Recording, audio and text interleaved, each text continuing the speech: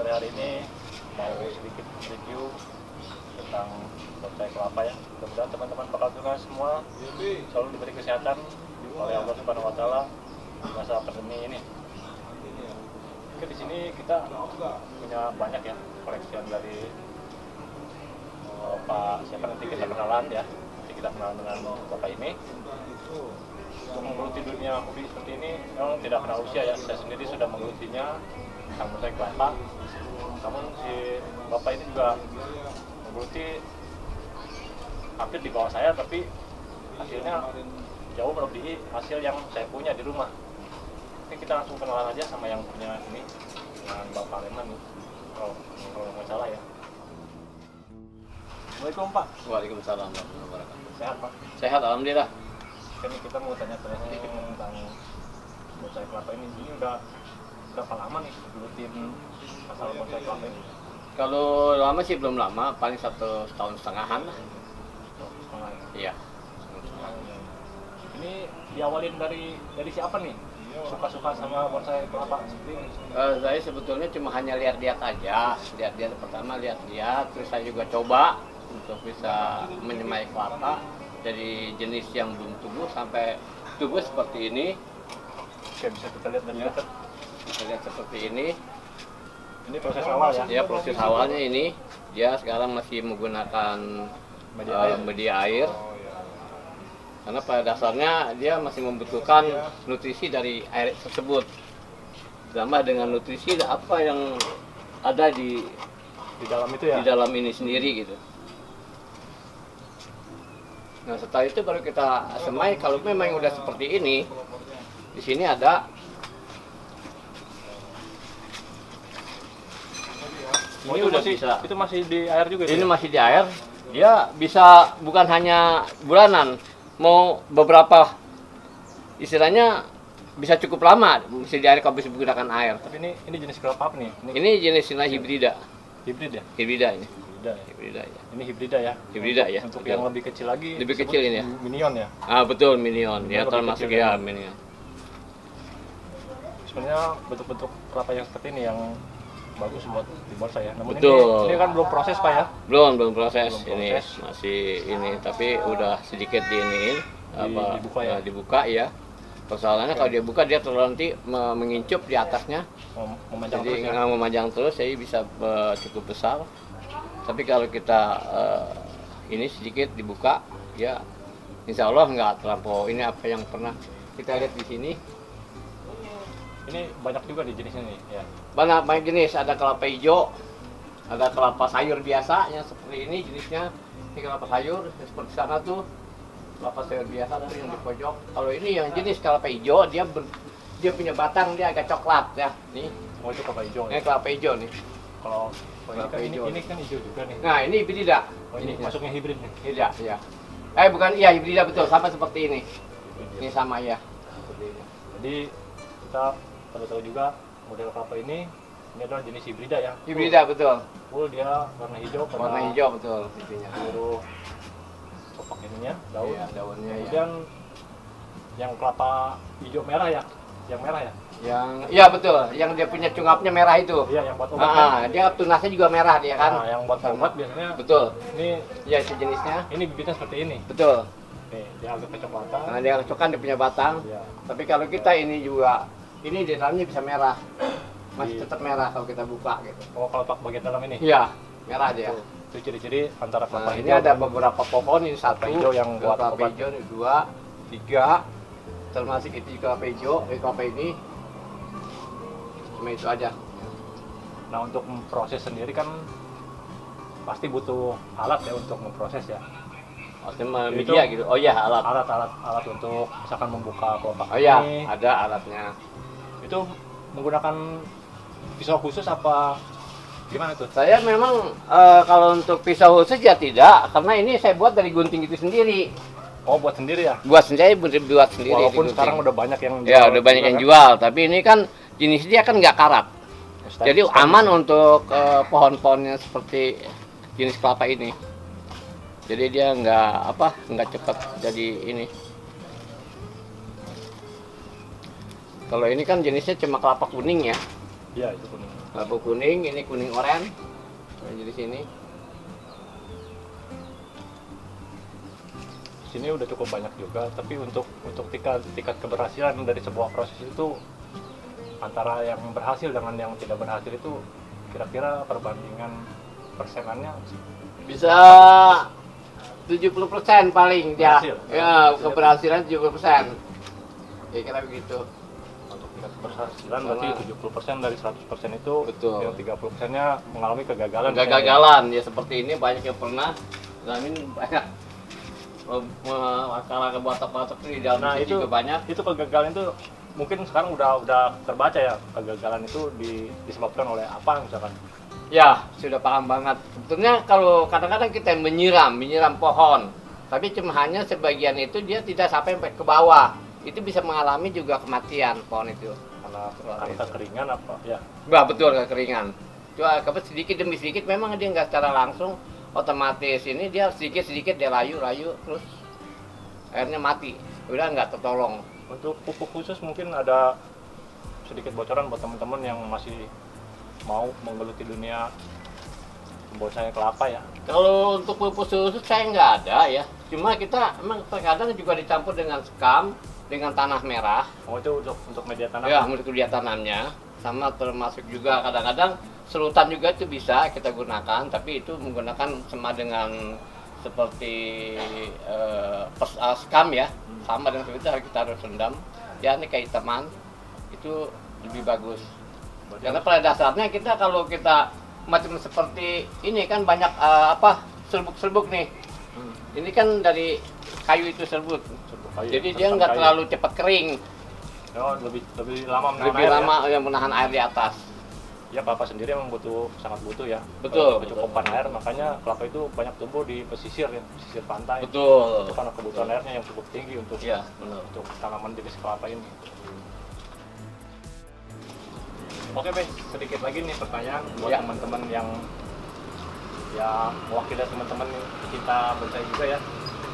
Untuk tempurung biasanya kalau udah dibuka banyak sekali yang mengalami pecah pada tempurung. Itu untuk mengatasinya itu gimana ya?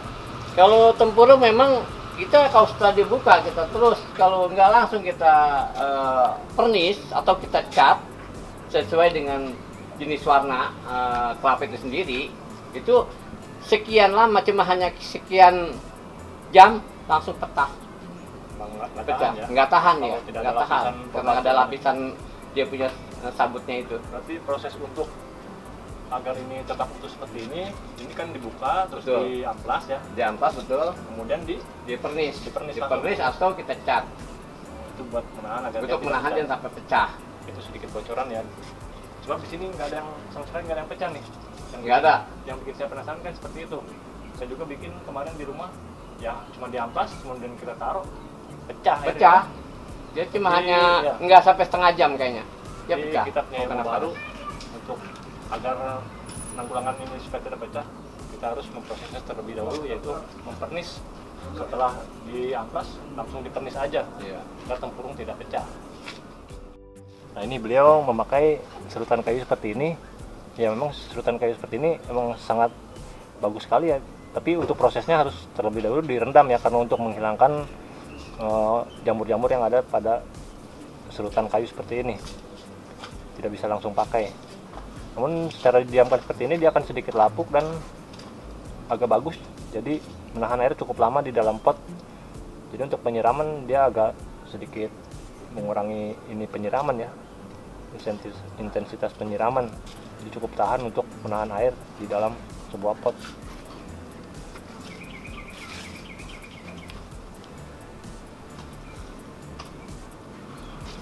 Ini banyak jenisnya kelapanya nih. Kelapa aja dibuat sama beliau. Bentuknya juga hampir lumayan. Cuman memang karena posisi tempat ya, Be ya. Posisi tempat Posisi tempat yang kurang memadai.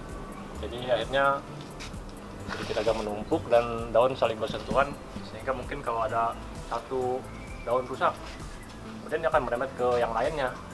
Untuk misalkan kena kutu-kutu seperti ini kan, ini setidaknya ini kan karena ada sedikit penyakit ya, mungkin masalah di akar atau masalah langsung di daun seperti ini.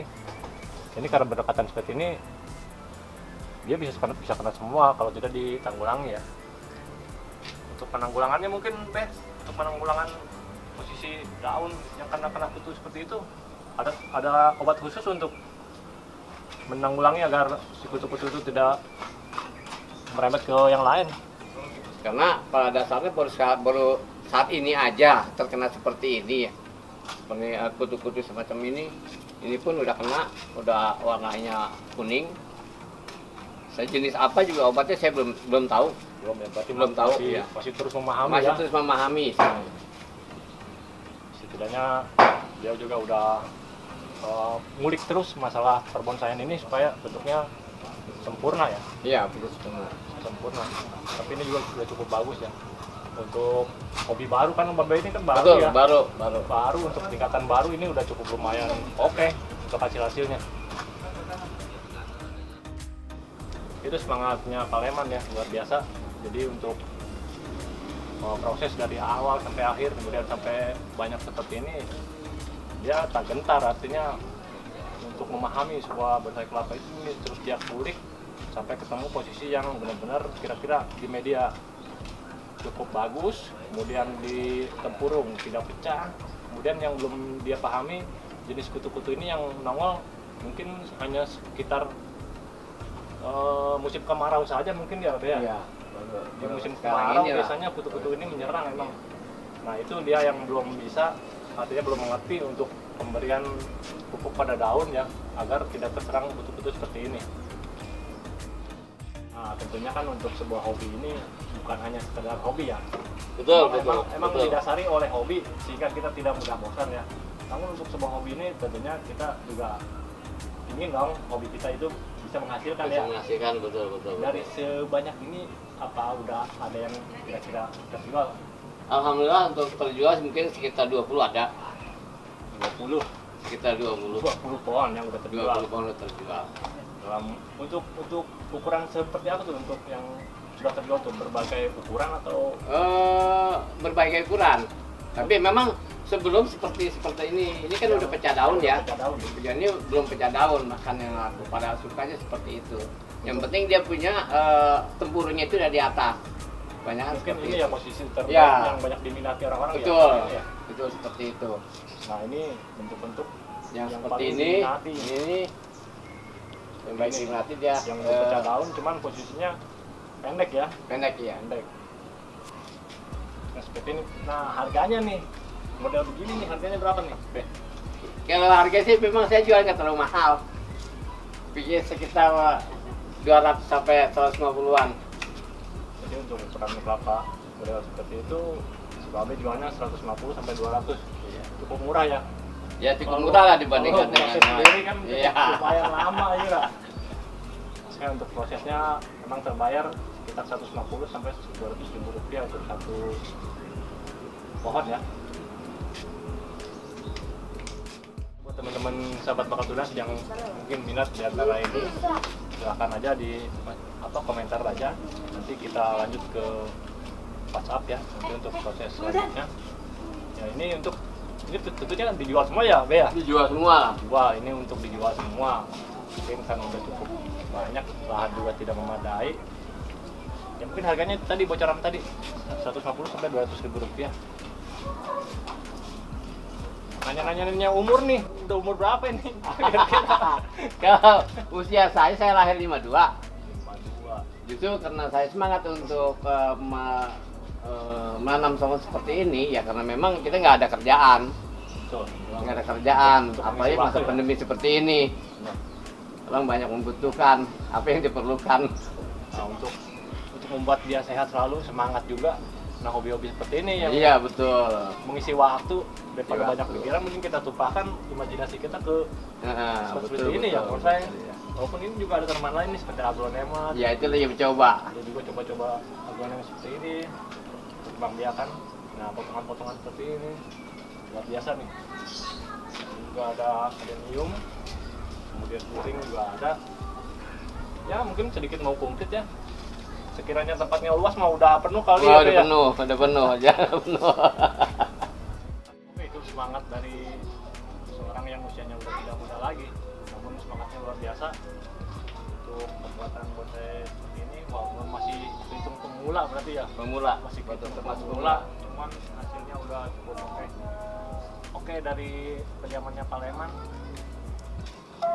kita review semua ini, jadi kita akhiri aja video kali ini dan terima kasih banyak Beh